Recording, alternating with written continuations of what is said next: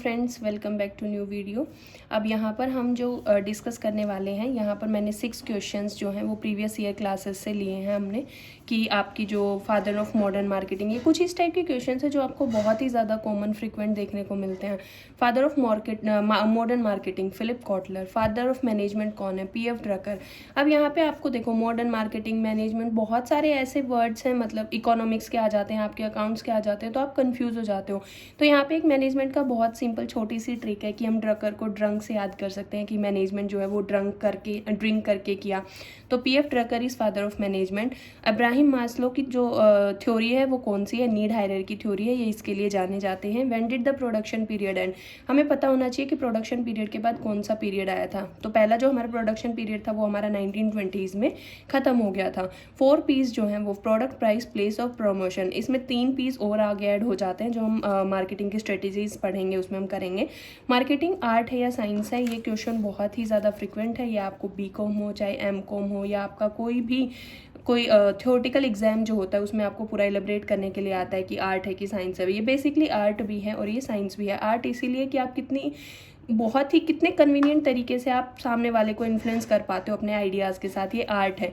Science इसलिए क्योंकि इसमें कुछ प्रिंसिपल्स होते हैं जो यूज़ किए जाते हैं, जिनके बेसिस पे हम मार्केटिंग को अपना अडॉप्ट करते हैं। तो यहाँ तक हमारे ये क्वेश्चंस हैं। आने वाली हर वीडियोज़ में हम कुछ क्वेश्चंस जो हैं वो किया करेंगे, चाहे उसमें पिछले ईयर्स के जो NTA नेट के क्वेश्चंस हो गए, आपके DSSB के क्वेश्चंस हो गए, UP PGT के एग्जाम्स के क्वेश्चंस हो गए, ये हम क्वेश्चंस साथ साथ करते रहेंगे। अब ये आगे हमारा नेक्स्ट टॉपिक है इसी वीडियो का, जो हमने लास्ट क्लास में डिस्कस किया था कि हम 10 टाइप्स ऑफ एंटिटीज़ जो हम सेल करते हैं उनके बारे में पढ़ेंगे। लेकिन उससे पहले एक बार थोड़ा रिकॉल कर लेते हैं कि हमने लास्ट क्लास में किया क्या था।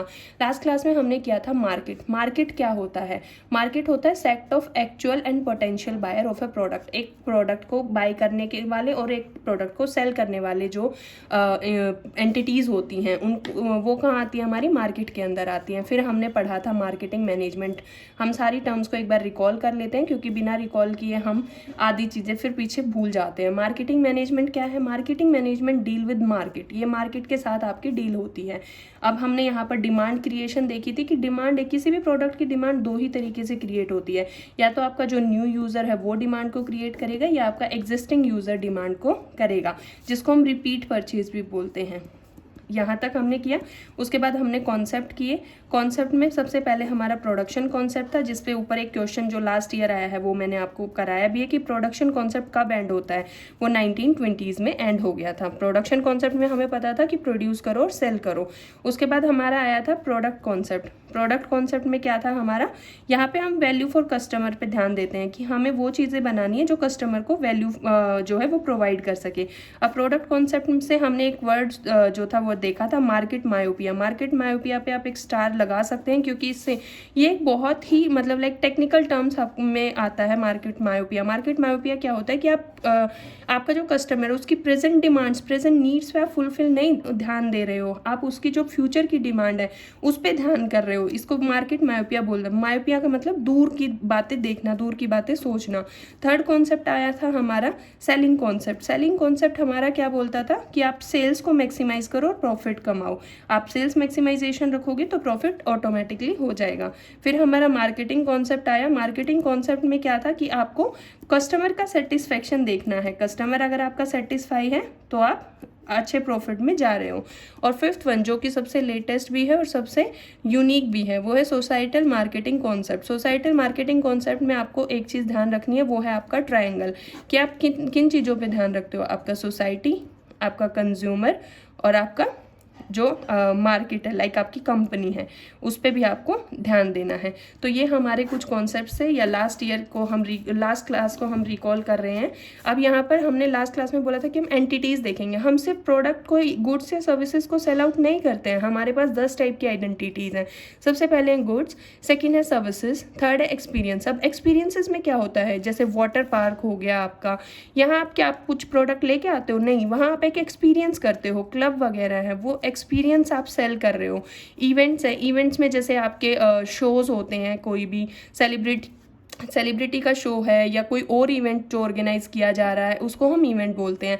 पर्सन्स भी सेल आउट होते। पर्सन सेल आउट करने का मतलब ये नहीं कि आप पर्सन्स को बेच रहे हो, नहीं। पर्सन्स का सेल आउट करने का मतलब होता है कि जैसे आपके कोई सेलिब्रिटीज़ आ रहे हैं, ठीक है, उन सेलिब्रिटीज़ को लेके वो आपकी कोई मार्केटिंग कर रहे हैं, कोई एडवर्टीजमेंट कर रहे हैं, तो यहाँ पर आपका जो है पर्सन्स भी सेल आउट हो रहे हैं। फिर उसके बाद प्लेसेस में आपका जो भी आपके टूरिस्ट प्लेसेस हैं जहाँ पर आप घूमने जाते हो वो सब भी तो सेल ही हो रहा है। वहाँ पर आप क्या कर रहे हो, वहाँ पे तो आप एक कॉस्ट पे कर रहे हो ना। प्रॉपर्टीज़ में आप ध्यान रखना, ये रियल भी हो सकती हैं या सिक्योरिटीज़ भी हो सकती हैं। रियल में मतलब आपका जो ये लैंड बिल्डिंग ये सब हो गया, और सिक्योरिटीज़ में आपका शेयर्स मार्केट जो डिबेंचर्स ये सब होता है। ऑर्गेनाइजेशन लाइक टाटा बिरला ये सब जो हमारे हैं, इनको ये भी एंटिटीज़ हैं जो सेल आउट होते हैं। पूरी की पूरी कंपनियाँ बिक जाती हैं।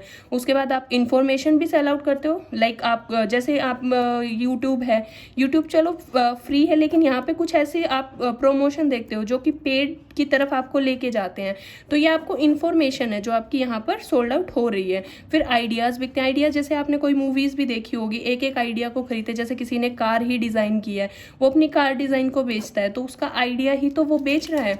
तो ये आपकी कुछ 10 एंटिटीज़ हैं। इनमें क्या होता है कि आपका जो एग्जामिनर होता है वो डाल देता है, एग्जाम क्वेश्चन डाल देगा, 4 एग्जाम वो दे देगा ऑप्शंस कि इनमें से क्या है जो बेचा नहीं जा सकता या जो बेचा जा सकता है।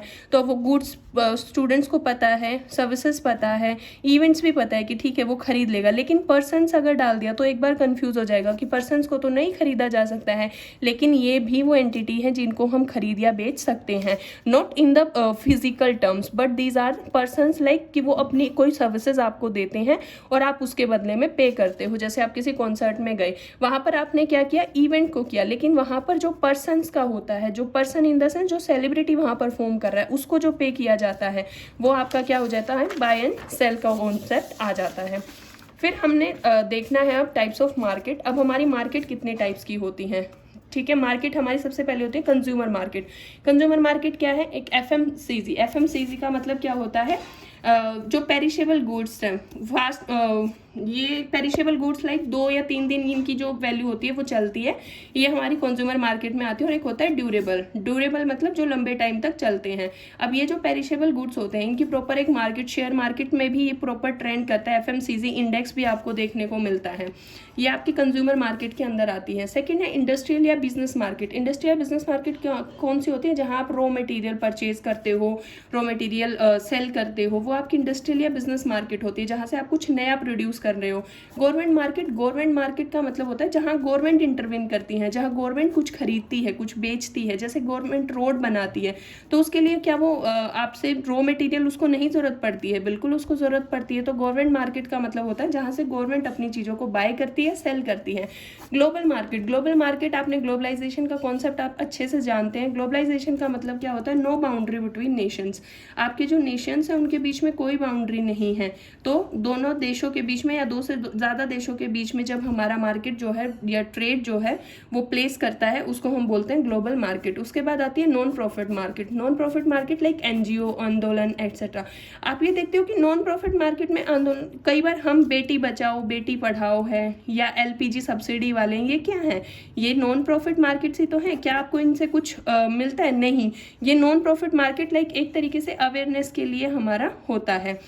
अब यहाँ पर कुछ और माइनर्स भी हैं, जैसे ग्रेन मार्केट हो गया, वेजिटेबल मार्केट हो गया, फ्रूट मार्केट हो गया। अब यहाँ हम एक मैट्रिक्स से समझ लेते हैं, ये बहुत ही आसान आपको कर देगा कोई भी चीज़ जो है। अब यहाँ देखो, कंपटीटर एम्फेसिस, कस्टमर एम्फेसिस।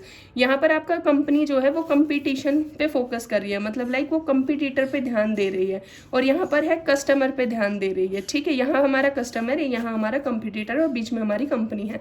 अगर वो माइनर ध्यान यानी कंपटीटर पे भी कम ध्यान देती है और कस्टमर पे भी कम ध्यान देती है, तो ये क्या है, सेल्फ सेंटर्ड है। अब दूसरा है हमारा, मान लो जो कंपटीटर है उस पर ज़्यादा ध्यान देती है और आपका जो कस्टमर है उस पर कम ध्यान देती है, तो वो कंपटीटर की तरफ ध्यान दे रही है।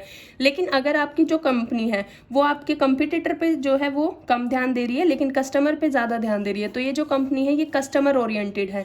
लेकिन एक कंपनी अपने कस्टमर्स पे भी ध्यान रख रही है, अपने कंपटीटर्स पे भी ध्यान रख रही है और अपने कस्टमर्स पे भी ध्यान रख रही है, तो ऐसी कंपनी को हम मार्केट ड्राइवन कंपनी बोलेंगे। अब ये जो हमारी कंपनी है जो सेल्फ सेंटर्ड है, ये मोनोपोली के केस में होता है, ये इसको ना कंपटीटर से फर्क पड़ता है क्योंकि इसके केस में कंपटीटर्स है ही नहीं, और ना इसको कस्टमर से बहुत, क्योंकि ये जो अपना प्रोडक्ट दे रही है वो अपना प्रोडक्ट दे रही है। तो ये आपकी मैट्रिक्स है जिससे आपको क्लियर हो जाएगा कि कंपनी किस टाइप से फॉलो कर रही है। अब यहाँ पर हम पहले ही डिसाइड कर लेते हैं कि हम नेक्स्ट वीडियो में क्या करने जा रहे हैं। हमारी जो नेक्स्ट वीडियो टॉपिक रहेगा वो रहेगा market place versus market mess और मीटा मार्केट प्लस रिलेशनशिप मार्केट। ये हमारे नेक्स्ट क्लास के टॉपिक हैं। Thank you.